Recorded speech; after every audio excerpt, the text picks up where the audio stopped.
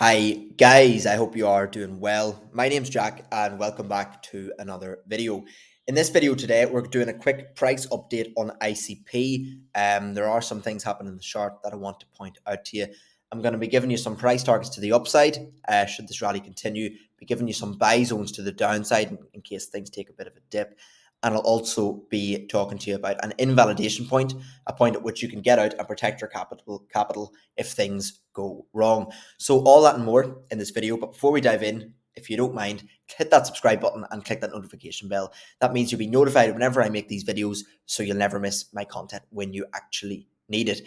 So with that out of the road, let's get in. So we're looking here at the weekly time frame here, and just a quick recap of where we are here in the cycle. Basically, we had this move up earlier in the year, followed by a pretty ugly downtrend throughout sort of the summertime, along with our RSI downtrend. Now, we broke out of this trend line in sort of the 11th of November, marking that local bottom in July. And since then, we've been on a reasonable move to the upside. And now we're pulling back. So where can we go here? Right. Well, structurally on the weekly time frame on the ICP dollar pair, it looks okay so far. There's no need to be concerned. We have support coming in here at sort of $10 to $11, and this is by that previous range high during the summer. You've also got your EMA band here on the weekly time frame, which should now act as support, and in fact it would be very healthy to actually see a nice retest and bounce from this level. So do put these two levels in your chart. That's basically 10 to $11. Okay, so that's from this local low that we made in a couple of weeks ago down to this previous range high alongside the EMA band. If we just go on down to the 2-day time frame, just to tidy this up a little bit. So you'll see here it also has sort of confluence with our 2-day EMA band as well, these two levels. So basically, for me, that's your zone. And if we stick Fibonacci on this as well, just to see if we can get any more confluences. You've also, it sort of falls between that sort of 0.5 to 618 level as well. So I do anticipate that ICP will find support here should this drop continue. So if you're looking to fill your bags, that is the level for you. So in the immediate short term, right, ICP is being held down by two things, right? We've got this down sloping trend line in the immediate short term. So long as ICP remains below this, technically speaking, it's more likely to go to the downside than it is to the upside.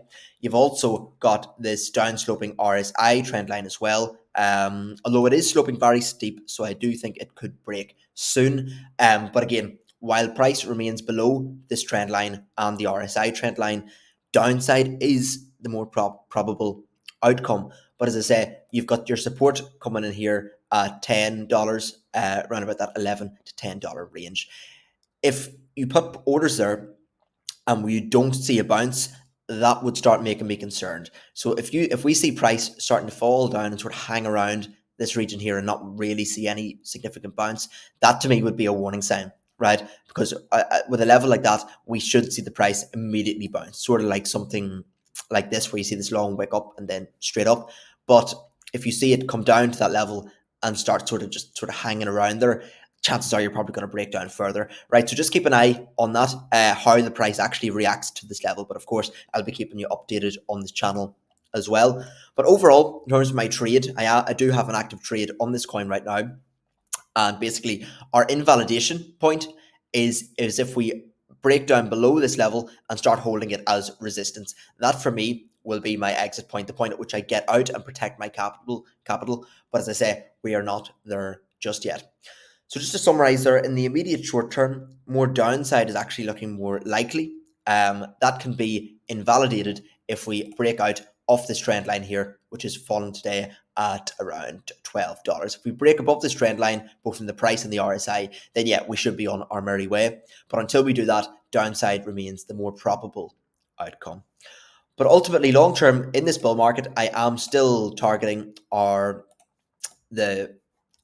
take profit zone, which I've highlighted for you in a previous video, and that my sell target for ICP is between $140 to $240 per ICP, which would be absolutely fantastic. And from today's price, that would mark out pretty much a 1100% gain, which would be absolutely fantastic if we do see that.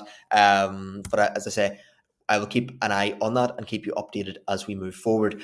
Now, if we switch over to the Bitcoin pair, now things are looking slightly less rosy here. So if I just switch this back to, yeah.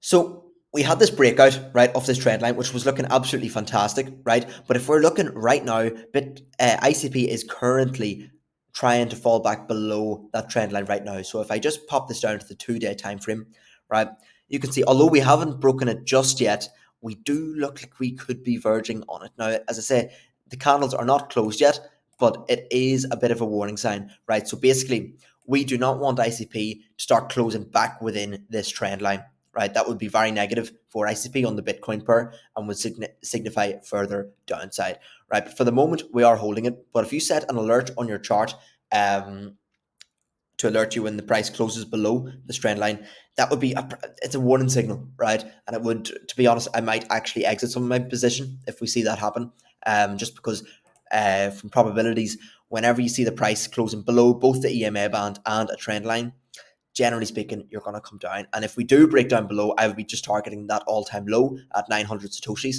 which from here would be a 20% drop on the Bitcoin pair, right? So for the moment, USD chart is looking okay, although I do expect a little bit more of a pullback in the immediate short term. But the Bitcoin pair is looking more likely to underperform Bitcoin in the next couple of days should we hold below this trend line. Now, the invalidation for this target would be if we break back above our EMA band here, which is currently at 1200, well, let's call it 1300 Satoshis. If we break above here, that would invalidate that and make me think we're going to move further to the upside. So that's it for today. I hope you got some value from that video. Let me know if you did, and hit that subscribe button and click that notification bell, and I will see you in the next one. Bye bye.